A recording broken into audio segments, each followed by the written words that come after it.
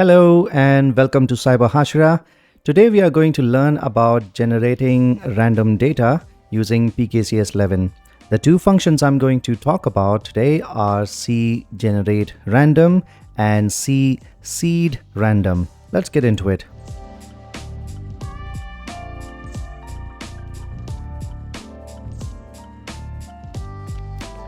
Before you begin generating random numbers or data, you should first understand why you need them in the first place. So I want to begin this video by first explaining what an RNG is. RNG stands for Random Number Generator, and its purpose is to generate random data, much like rolling a dice to obtain a number between 1 and 6 or shuffling a deck of cards. The purpose of a random number generator is to generate random data which is unpredictable, unrepeatable, and lacks a pattern. Guessing or predicting a randomly generated data should be close to impossible. One can use an RNG to generate any form of random data that includes numbers, letters, symbols, or random bits. A random number generator can be a hardware or a software. Now let's discuss some practical applications of an RNG. They are commonly used in video games, lotteries, slot machines, and other forms of luck-based reward systems. Given that my videos are related to cryptography, these are some scenarios where RNGs plays a crucial role. RNGs are particularly useful when generating cryptographic keys, both symmetric and asymmetric. RNGs ensures that a generated key has random and unpredictable values. I'm sure some of you watching this video might already be using a password manager or a password wallet. If you are not using one, I highly recommend that you start using it. They all utilize some form of RNG to generate strong passwords. Even the OTP that you receive on your phone or the OTPs displayed by your authenticator app are generated with the help of an RNG. RNGs are quite useful when generating initialization vector or a nonce for encryption. For those who are unfamiliar with these terms, initialization vector and nonce are used during encryption to prevent any form of pattern from emerging in a ciphertext. IVs are used in encryption modes such as CBC, OFP, and CFE, whereas nonce is used in encryption modes such as CTR and GCM. RNGs are also utilized to generate values that can be used as a salt or a parameter for probabilistic scheme of encryption or signing. Salting introduces randomness when calculating hash or deriving keys using password-based key derivation functions. Probabilistic schemes such as OAEP and PSS utilizes a random value to generate an unpredictable signature or a ciphertext. There are primarily two types of RNGs, pseudo-random number generator, also known as PRNG, and true random number generator, also known as TRNG. PRNG is the most common type of RNG that generates random number by computing it using mathematical formula. It's always a good practice to seed PRNG with an initial value to enhance its randomness. TRNGs can generate numbers that are truly random. They are hardware devices that utilizes naturally occurring unpredictable events to generate random numbers. These are events such as minute change in temperature, voltage fluctuations, radioactive decay, and quantum mechanics. And now I will talk about the two functions in PKCS 11 that are used for generating random data. They are cGenerateRandom and cSeedRandom. Let's see how they work.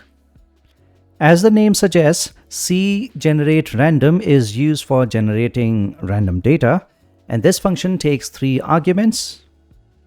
The first argument is of type ck_session_handle.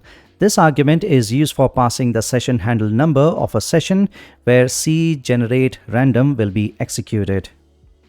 The second argument is of type ck_bytePTR. It will be used for passing the memory address of a variable that will store the random data returned by cGenerateRandom. And the third argument is of type ck_ulong. This variable contains the size of random data to generate. So if you need to generate 16 bytes of random data, then the value of this variable should be 16.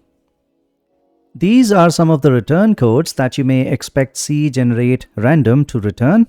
It is not a complete list. Feel free to pause this video if you would like to go through it. More information about cGenerateRandom is available on page 184. SeedRandom is used for seeding the PRNG. This function lets you mix some data into the PRNG to make the generated data more random. This function takes 3 arguments. The first argument is the variable containing the session handle number. Second argument has the memory address of the variable that contains the seed value. This value is a byte array. And the third argument contains the length of the seed value. These are some of the return codes that cSeedRandom may return. Pause this video if you want to read them. You can read more about cSeedRandom on page 184. I've also prepared a sample code to demonstrate the working of cGenerateRandom and cSeedRandom.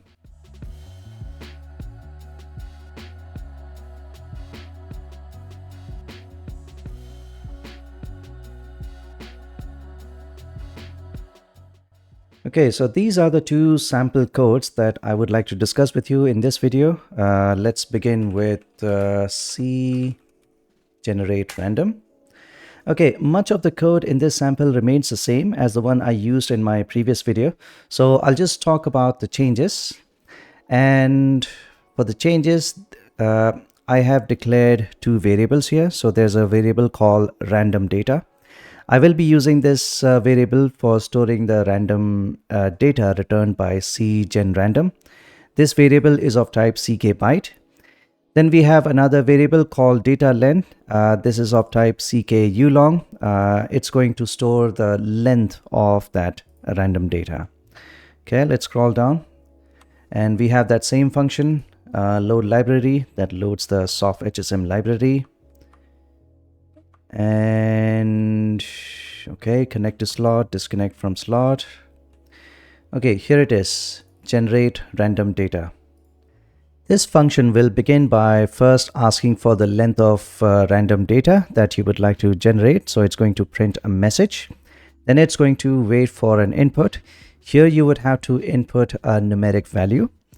The number that you enter here will be used to set an appropriate memory buffer for random data. Random data is the variable that is going to store the random data generated by genRandom function. Let's talk about cGenRandom. So cGenRandom function has 3 arguments. The first argument is the session handle number. The second argument is random data, this variable, after we have set the memory buffer. The third argument is going to be the length of data that we want to generate. Let's have a look at the main function. Okay, so this main function is going to first load the library. This is going to be the PKCS 11 library. After the library is loaded, it's going to connect to the slot and then execute generate random data function.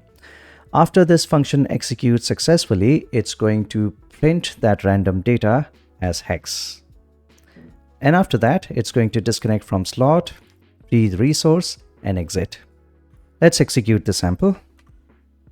I will first compile this sample. So the command is going to be g++ cGenRandom, and I'm going to output this into cGenRandom without cpp.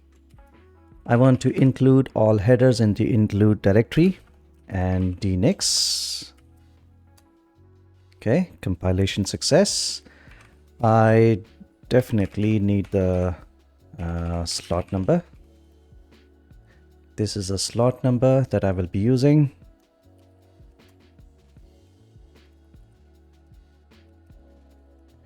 Okay, paste the slot number, normal user.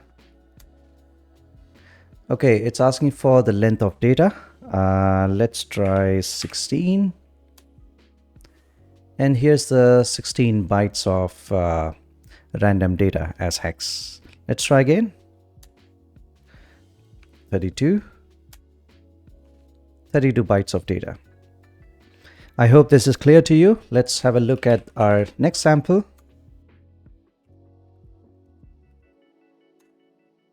Okay, my next sample shows how to seed PRNG using seed random function. This is very much the same sample as the previous one, so I'll just show you what's new in it. And like the previous sample, we have those two variables, random data and data length. Random data will store the random data returned by generate random function. And then we have data length. I've hard-coded this variable as 16. Okay, let's scroll down. Did I miss it? Okay, here it is. So generate random data, this is the function. Inside this function, I have declared a byte array. It has a value, and this value will be used as a seed value for PRNG. And for that, I am calling c_seed random function. This function takes 3 arguments. The first argument is a session handle number. The second argument is the seed value. And the third argument is the size of the seed value. So it has, this is 8 bytes. So the value of seed value is going to be 8. Once this function is executed, I will set appropriate memory buffer for random data. And after that, I will call generate random function. And this function takes 3 arguments, the session handle number, random data, and data length. And then finally, in the main function, I am calling generate random data. And after this data is generated, it will print that data as hex. Okay, let's execute this sample. I will first compile this sample. So g++c_seed random.cpp, and I'm going to output this into seed random. Include all headers inside include directory, and this is a sample code for Linux. Okay, I need the slot number. Copy the slot number. All right, paste the slot number and the slot password. And here's the random data. Okay, let's do it again. Now we have a different random data.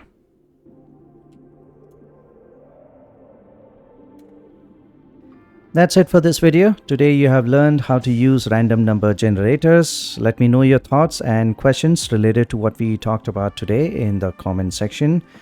I have also uploaded the samples I used in today's video on GitHub.